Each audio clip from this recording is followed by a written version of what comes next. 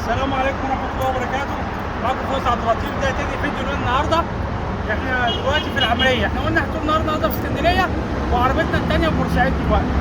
المهم ان احنا قابلنا الراجل التايب ده. العربية دي 21. احنا جينا عملنا له ازاز كهرباء. تعالوا نتفرج الاول على الشغل واوريكم الحاجة الجميلة قوي في العربية دي. تعالوا. طبعا ده زي المعتاد، ده القفل بتاعنا، سرعة الازاز في الطلوع. المهم طبعا المفاتيح بتاعتنا من جوه. تعالى كده نتفرج من جوه برضه. ده الشغل اللي احنا عملناه، بس عشان برضه ايه ما حدش يتصل عليا يقول لي الشغل التاني ده بكام. ده الباب اليمين اهو، نزلنا الباب الازاز بتاع الباب اليمين. ده الشغل بتاعنا اللي هو اللي احنا بنعمله، اللي هو تعديل ازاز الكهرباء والانذار والسلك. الراجل الطيب ده بقى عامل في عربيته عامله جميله جدا، عشان يعني حاجه تثبت ان المصريين مفيش حاجه بتقف قدام منهم. بسم الله ما شاء الله. العربيه دي طبعا عربيه منصور، مركبين لها المكنه 6 غيار ال 151 اللي زي في عربيتي. بسم الله ما شاء الله، مركبها له. العربيه المكنه قاعده في مكانها، والفتيس تمام، والات جر كله تمام، ومركب الكمبيوتر، ومركبين الفرامل الاي بي اس بتاعتها اهيت. الفرامل اللي هناك ديت الاي بي اس عشان المنع الانزلاق. يعني حاجه سبحان الله، المصريين دول لما بيحبوا يعملوا حاجه تمام. ايه رايك يا هندسه؟ الشغل بتاعك ده انت عامله فين؟ الراجل اللي عامله في الغربيه، مش انا اللي عامله. بس صراحه الله ينور عليك.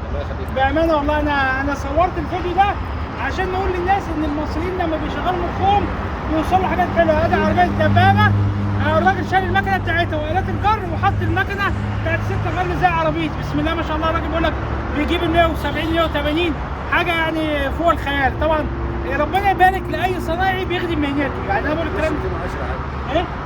210 كمان. بيقول لك بمشي 210. انت اللهم صل على النبي عليك. طبعا يعني بنقول الكلام ده ليه؟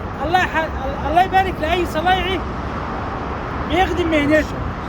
يعني معلش بنقولها تاني، الصنايعي اللي دماغه شغاله بينجز وبيكسب وقت. الراجل طب بقول لك قعدت يوم في الغربيه وراح جابها تاني يوم. انا بقى احكي لكم على حاجه. العربيه اللي قبل دي بالظبط كان فيها كل حاجه معموله، انذار والسنتر ازاز كهرباء، والله بقول لك كده. وانا جيت شلت كل حاجه وركبنا اول جديد. الصنايعي فضل شغال فيها من الساعه 8 الصبح قسما بالله، من الساعه 8 الصبح ل 9 بالليل، وفي الاخر جابني وفكيت له كل حاجه رميتها في الزباله وركبت له الشغل اول جديد. فادي الفرق ما بين صنايعي بيفهم وصنايعي معلش بيحاول يكسب فلوس وخلاص. صح. خد بالك. فيعني ربنا يبارك لاي صنايعي بيفهم وبيشغل دماغه وبيدي مهنته. يعني الله يبارك للناس بتوع الغربيه اللي عملوا العمل ده. بامانه انا اضرب لهم تعظيم سلام.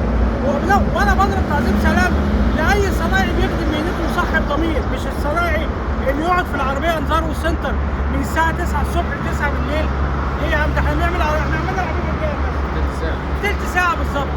يعني العملية مش بالسهلة. ليه؟ بس الواحد لازم يشغل دماغه، وكل واحد له تخصص. انت ليك تخصص في كذا اشتغل فيه، تخصصك في كذا اشتغل فيه.